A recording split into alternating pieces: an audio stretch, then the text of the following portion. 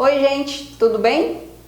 Essa aula é uma continuação sobre a temática tecido muscular e vamos falar nessa videoaula então sobre tecido muscular cardíaco e o tecido muscular liso.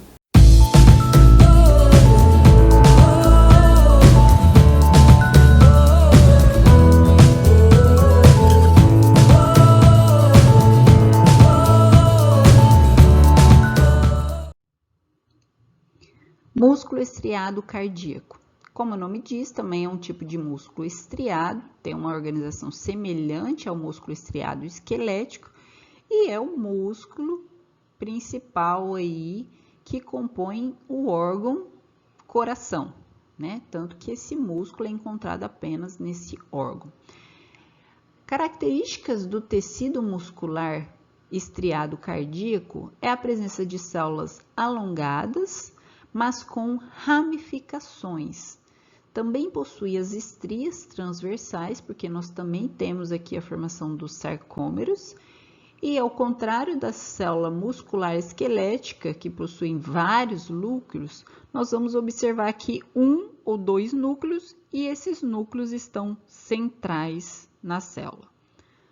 O que caracteriza o tecido muscular cardíaco é a presença de estruturas, complexos juncionais que interligam, juntam as células cardíacas, e essa estrutura é chamada de discos intercalares e que podem ser visualizadas à microscopia óptica, como essas regiões aqui coradas, regiões mais coradas entre as fibras musculares cardíacas.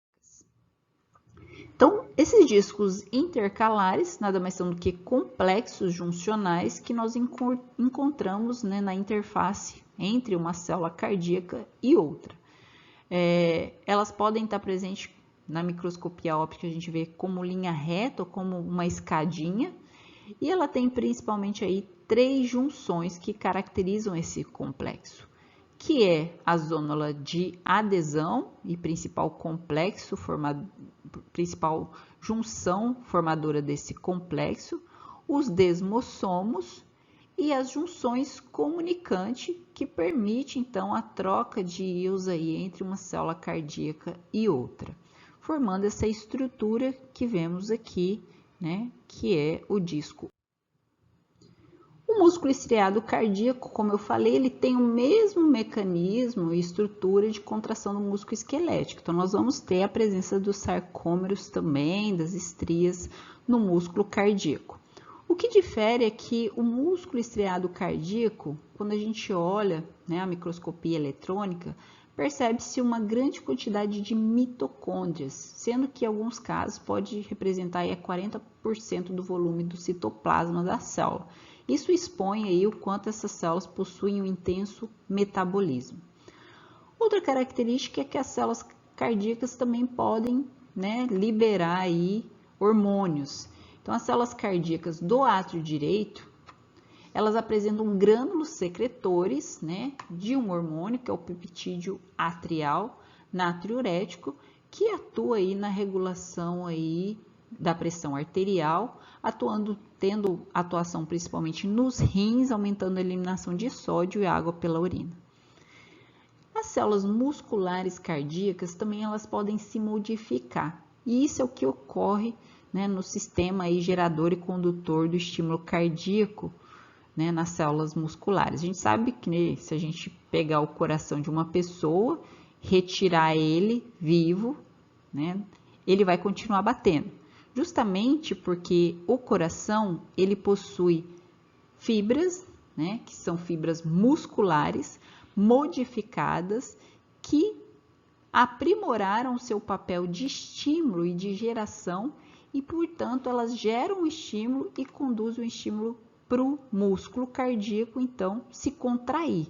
Então, a gente tem o nódo sinoatrial, o átrio ventricular, o feixe atrioventricular, que são estruturas aí que são formadas a partir de células musculares modificadas. Nós sabemos que a célula muscular, ela tem o papel principal de contração, mas ela também é uma célula estimulável. No caso, essas células musculares modificadas, elas aprimoraram o seu poder de geração e estimulação, né, deixando de lado aí o papel dela de contração, e nós temos elas aí formando esse sistema, né, que é o famoso o nó do sino atrial marcapasso do coração, que está ligado aí com a geração e a condução aí do estímulo cardíaco. Então, aqui uma imagem de microscopia eletrônica à esquerda, em que nós podemos ver essas estruturas grandes aqui, eletrodensas, que são mitocôndrias, né? E entre elas nós vemos os sarcômeros entremeados. Então, essas células possuem grande quantidade de mitocôndrias.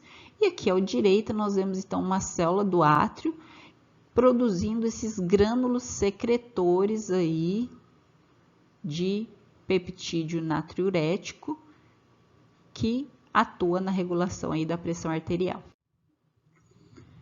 E quanto à estrutura em si do músculo estriado cardíaco, ela é muito semelhante ao estriado esquelético. A diferença está basicamente que ao invés de tríades, que são aquele um túbulo T e 2 túbulos de retículo endoplasmático, que nós encontramos aí entre as miofibrilas, especialmente lá nas regiões da linha Z, e que estimulam então a contração, aqui nós vamos ter só 2 túbulos. Então, um túbulo T e um retículo sarcoplasmático. E esse sistema aí, né, que leva o sistema T, que leva então o estímulo que chega através da placa neuromotora para todas as unidades funcionais do músculo, para todos os sarcômeros, ela não é tão organizada como no músculo esquelético devido à presença apenas de 2 túbulos. E aqui, né, está a nível da linha Z esses túbulos. E aqui então nós vamos ter os eventos que levam à contração do músculo cardíaco, que são muito semelhantes aos eventos que levam à contração do músculo esquelético. A diferença aqui é que a contração ela não se inicia por uma despolarização endoplasmática que vem da junção neuromuscular.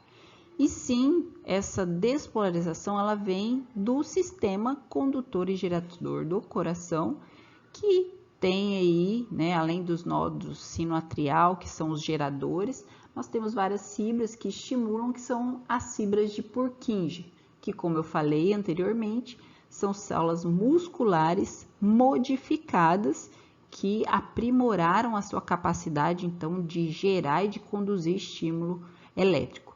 Então, você tem essa contração que se inicia quando a despolarização na membrana plasmática, né, que segue aí através dessas fibras de Purkinje, chega nas células musculares.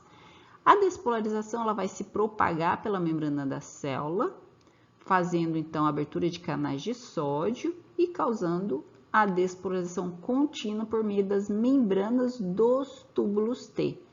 Esses túbulos T vão levar o quê?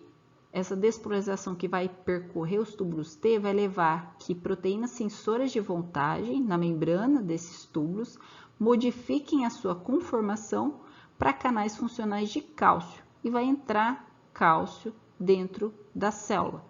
A elevação da concentração plasmática de cálcio vai abrir os canais R1 e R2 que estão no retículo sarcoplasmático e com isso mais cálcio vai para o citoplasma. Então, o cálcio ele é rapidamente liberado do retículo, que é o maior reservatório, e vai aumentar o reservatório de cálcio que entra no sarcoplasma através dos canais de cálcio presentes na membrana plasmática. Como nós sabemos, o cálcio ele vai se difundir pelos miofilamentos e vai levar o quê? A ligação com a unidade C do complexo troponina e você tem então a contração do músculo, né? No caso aqui, o músculo cardíaco e não esquelético. O cálcio ele vai retornar às cisternas terminais do retículo sarcoplasmático, onde é concentrado e capturado também pela calcequestrina, que é uma proteína ligante aí do cálcio.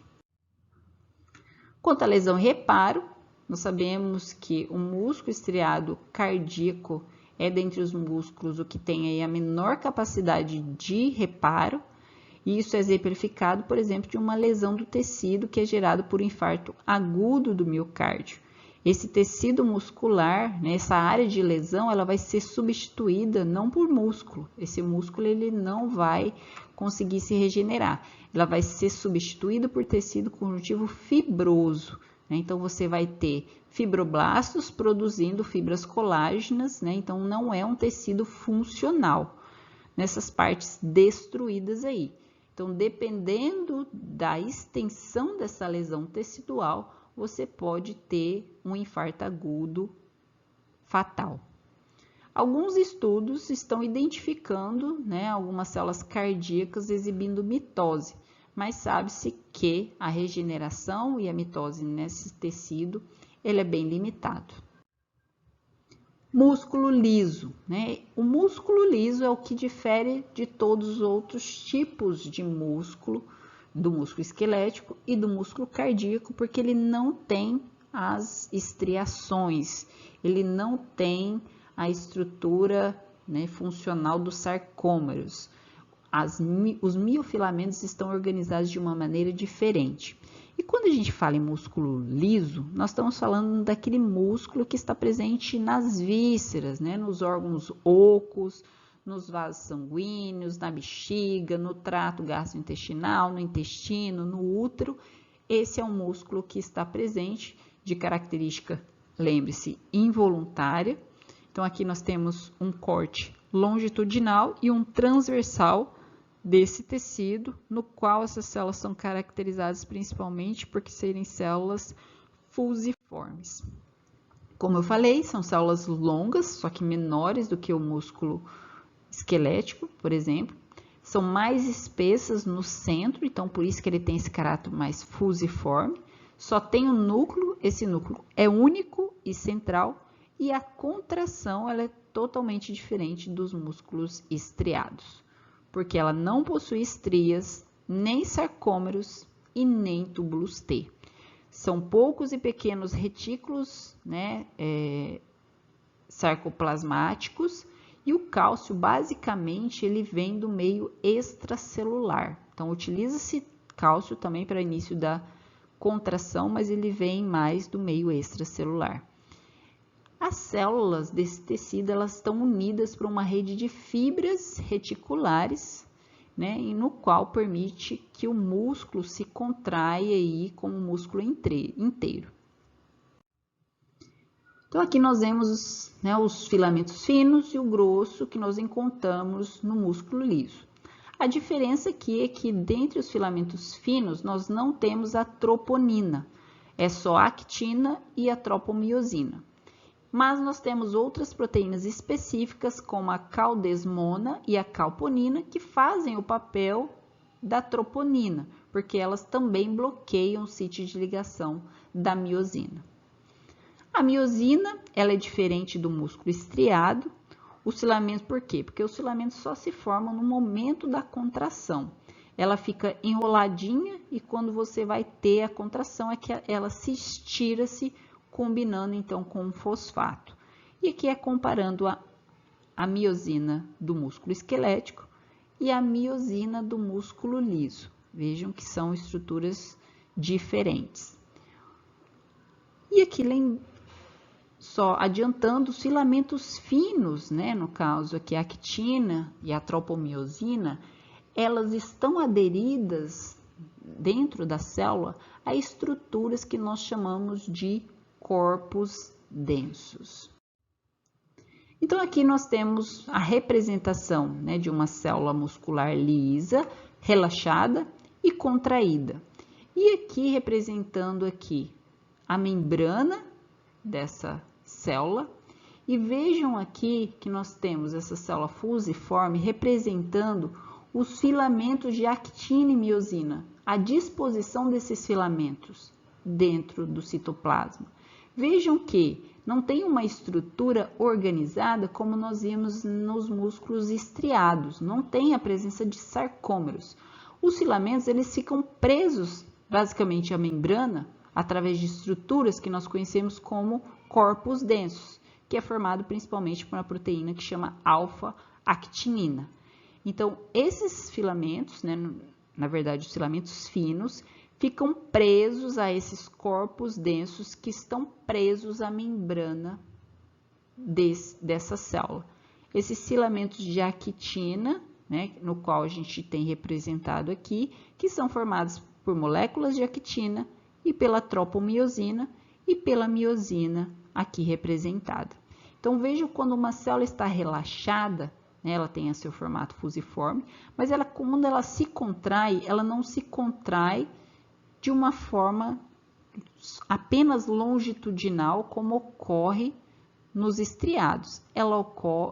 A contração ela ocorre em várias direções. E essa contração, devido a essa característica, ela não é tão eficiente.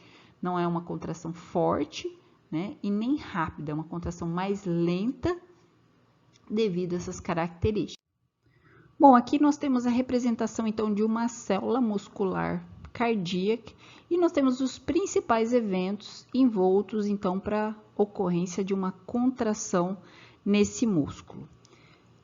Bom, para iniciar a contração do músculo liso, a gente sabe que é necessário que ocorra a elevação da concentração de cálcio dentro do citosol.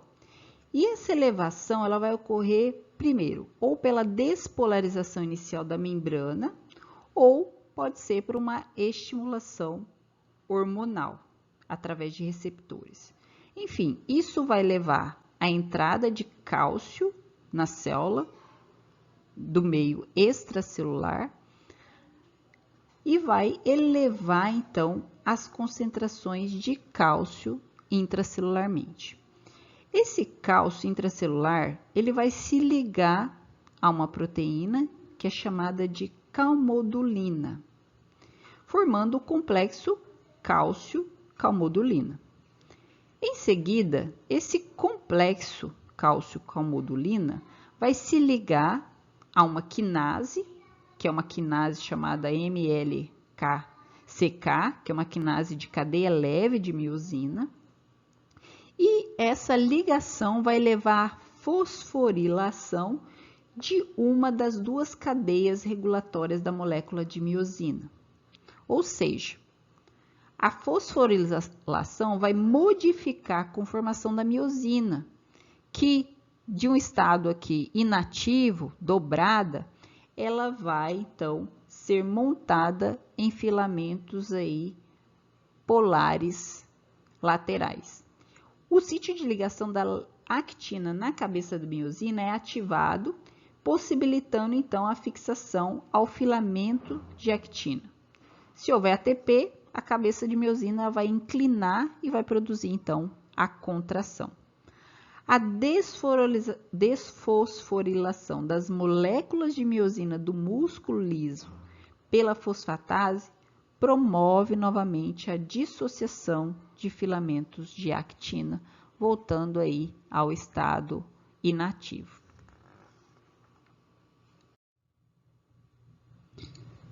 Enfim, resumindo tudo isso que falei, tentando aí associar com a imagem de contração, a gente sabe que o estímulo entra cálcio no citoplasma dessa membrana. Esse estímulo pode vir tanto por um estímulo da membrana ou pela ligação de hormônios a receptores. O cálcio aumenta dentro da célula, vai se ligar então esse cálcio a uma proteína que a gente chama de calmodulina. Esse complexo cálcio-calmodulina vai ativar a quinase de cadeia leve e essa enzima, então, essa cálcio-calmodulina e quinase de cadeia leve vai levar à fosforilação das moléculas de miosina 2, que daquela forma dobrada ela vai se distender, tornando-se então na forma filamentosa e deixando descobertos sítios que se combinam com a actina. Essa combinação ela vai liberar ATP, que vai promover a deformação da cabeça da miosina e o deslizamento dos filamentos de actina. Sendo assim, você tem uma célula muscular lisa, relaxada, a presença desses filamentos ligados a corpos densos e a contração em várias direções desses filamentos de actina e miosina. E quanto à renovação, reparo e diferenciação do tecido muscular liso, Esse é o tipo de tecido, quando comparado aos outros tipos, que tem a melhor resposta aí quanto à regeneração, porque nós temos a presença de mitose. Quando nós falamos, né, nessa regeneração, nós estamos falando principalmente de células tronco mesenquimatose que nós encontramos na túnica adventícia de vasos sanguíneos, que são aí os pericitos vasculares. Essas células elas ficam abaixo da lâmina basal dos capilares, são células progenitoras, mesenquimatosas, multipotentes, que podem se diferenciar tanto em células musculares como também, né, em células epiteliais. Além delas, nós temos, né, no tecido conjuntivo, como por exemplo aí na pele, no caso de lesões, de feridas, fibroblastos que se diferenciam em miofibroblastos com capacidade aí de contração. Nas células, né, no epitélio, nós também temos as células mioepiteliais, que são encontradas principalmente associadas às glândulas e têm uma capacidade também de contração devido à presença de actina e miosina no seu citoplasma. Temos também as células mioides dos testículos, que também possuem essa capacidade, e as células do perineuro, que também possuem essa capacidade de contração. Bom, pessoal, então essas foram as referências que nós utilizamos nessa videoaula. Bom, pessoal, espero que tenham gostado. Se vocês gostaram, então deem um curtir, se inscrevam no canal e continue conosco aí nas próximas videoaulas.